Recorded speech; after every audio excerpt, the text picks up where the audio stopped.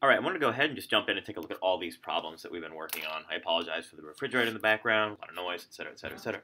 But we're just going to go ahead and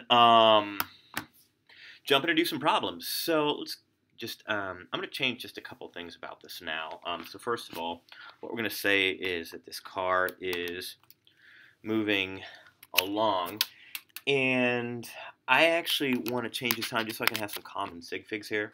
We're going to make this 5.00 seconds, just to kind of to this end.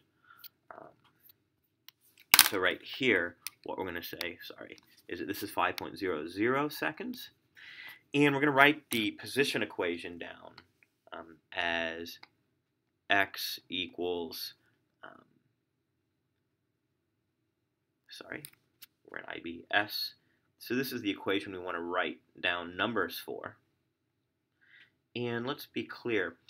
We're told that it goes from 200 to 120. So we actually need to get v first using delta s over t. And that's going to be 120.0 minus 200.0 all over 5.00. And when we actually simplify this, we're going to end up getting negative 12.0 centimeters per second. And then we go ahead and actually write down our equation. That's going to give us S equals negative 12.0 times t, starting off at 200. And then how far will it be after 15 seconds? Let's go ahead and calculate that out. So I'm actually going to put in t equals 15 into this equation, and that'll work like this. So we'll put t equals 15 into S equals negative 12.0 times 15.0 plus 200. And when we work that out, let's just do the math. 12 times 15 plus 200. That gives us 20 centimeters. And let's make sure we get the sig figs right. That's going to be 20.0 centimeters.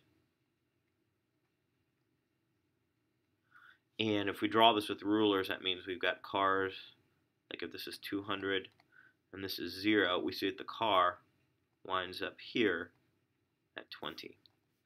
Now, as far as plotting position and velocity as a function of time, let's go ahead and do that now. So I'm just going to actually move this in a little bit so that I can label it properly. So I'll go straight down here. Sorry. You should use rulers. I don't have a ruler on this little device here, so I just have to kind of do it like this. So we need to go all the way to 200. So let's just kind of count here. 2, 4, 6, 8, 10. Seems to me that these are going to go in increments of 20, which is, good enough. So we got 200 point, and then we got like 40.0, 80.0, 120.0. 120, 160, and then 200 up here.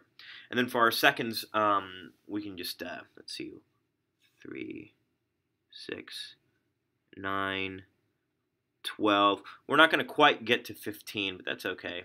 Good enough to get the graph going. So I'm just going to draw this as 2 seconds, 4, 6, 8, 10, and 12. Let's just keep this in mind that this is time in seconds. This is velocity. This is position in centimeters. And we would label this as position versus time. Now we start off at the 200 centimeter mark. And let's be clear. We want to get a whole number that we can draw a dot on so we can connect our slope. This is an interesting exercise here. So I'm at 200. And trying to draw a slope with 12 on a graph like this is going to be a little bit tricky. So let's just try something here. I know, so for example, at 10 seconds, let's just use this equation. I know that my equation is S is negative 12t plus 200. Now notice something. At 12 seconds, I'm at 80. Go ahead and do that math to figure that out. And so I would actually, if this is 40, that's 80.0, 40.0. I would actually put myself up here at 12 seconds. And then what I can do is I can just go ahead and connect those 2 points. Whoops. I could go ahead and connect those 2 points. I would want to use a ruler for that. And that's how I get my position versus timeline. For the velocity, it's going to be a little bit easier because it's a flat graph.